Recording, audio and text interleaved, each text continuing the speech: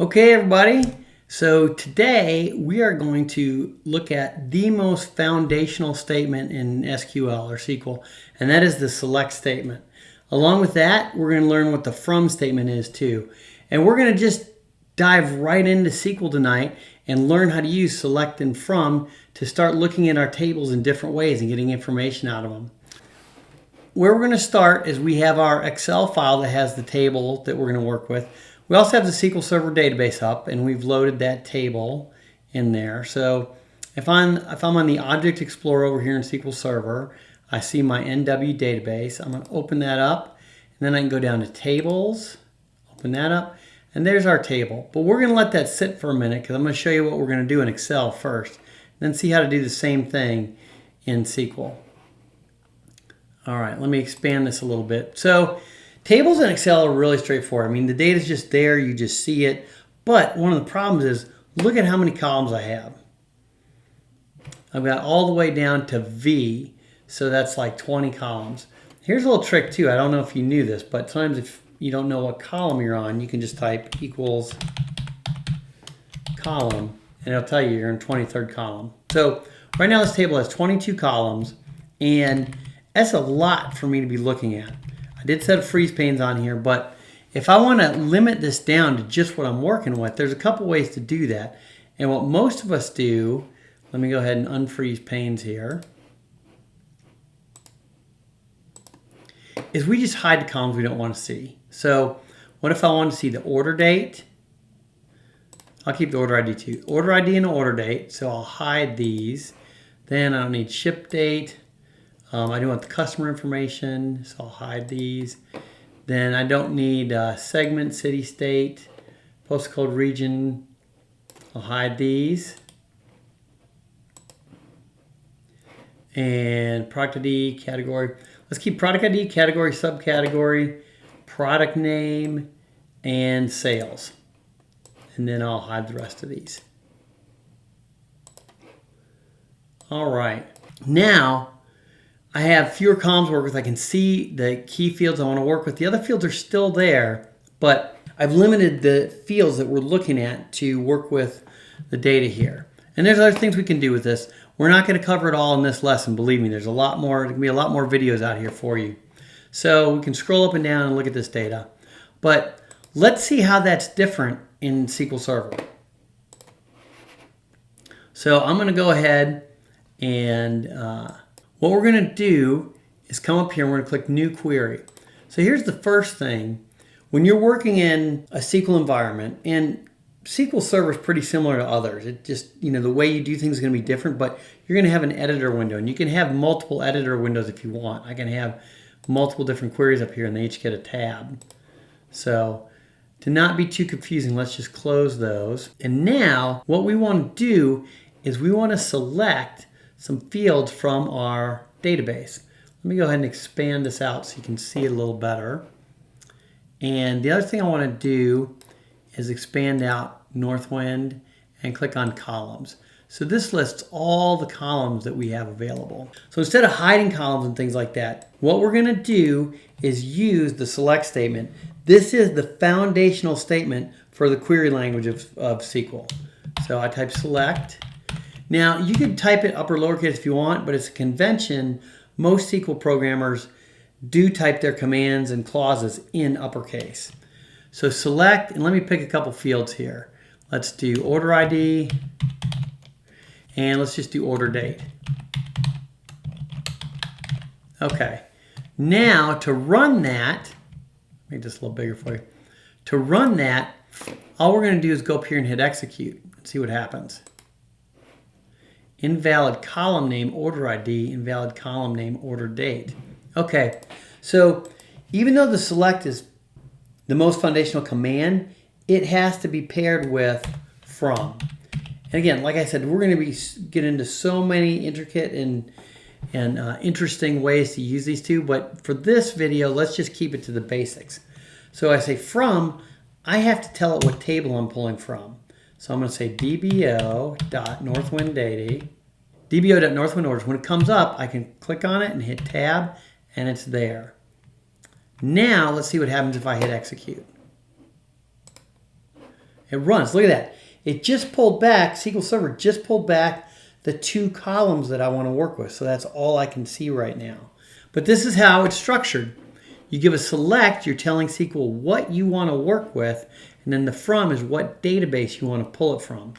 Well, let's add the rest of our columns that we wanted to use and see some shortcuts on how to do this. I'm going to hit enter a few times. Now, another thing a lot of people like to do in select statements is they will have every field on its own row but indented. So I'm going to hit enter here, and I'm going to hit tab. And between fields, you have to have a comma. So I can hit enter here and hit my comma, and then I can type the next thing, which was customer ID. And I'll hit enter, and now I can do customer name. Well, check this out, what we can do. I can just go over here if it's open and click and drag customer name right there. I'll just put it there. Now, you see it put brackets. You don't always need brackets. Sometimes that's just the syntax they put it in. But it's going to work the same as the fields without brackets too. So hit enter, and let's get the rest of our fields in here. Category, subcategory, and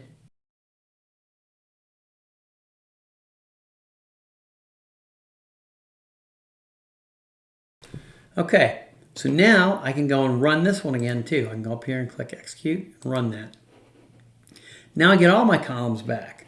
It may seem like a little bit more effort to do it this way, to list out the columns and then have to write a command, but it's more flexible too. If I go back to Excel, I still have all those columns there. And here's another thing that's really challenging to do in Excel. Well, maybe not challenging, but just not that straightforward. If I want to move a column in a table, that's kind of tricky. What I usually do is I'll insert a column somewhere else, then I'll drag that column over, and then I'll delete that column. A couple steps just to move it around. And let me reverse that before I forget to. But in SQL, if you want to change the order of things, it's wickedly easy. So if I want to, I can just grab this order and order date, and I can click and drag them down to be after customer name, so customers first. Now I got to fix the formatting a little. First things first is that customers are first field, because I clicked and dragged, it brought the comma up. So let's get rid of that comma. Order ID needs a comma now. And then this got put on the other line, so we'll just hit enter. And now I can run that again, and the columns are in a different order. So this really makes it convenient to reorder or rework or see what you're working with on a field by field or a column by column basis. Okay, I'm going to show you 2 more things really quick, then we'll wrap up this little intro to select and from.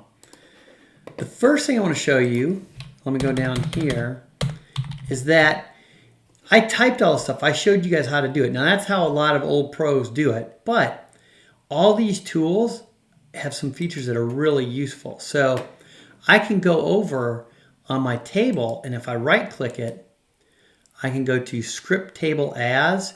We got a create to, a drop and create, select to, insert, update, delete. We're going to learn what all these are, but right now let's just do select to, and then we're going to pick new query window. So I click that. Look at that. Now SQL put in use, and this tells it what database to use. Sometimes you don't need that. It's kind of a default.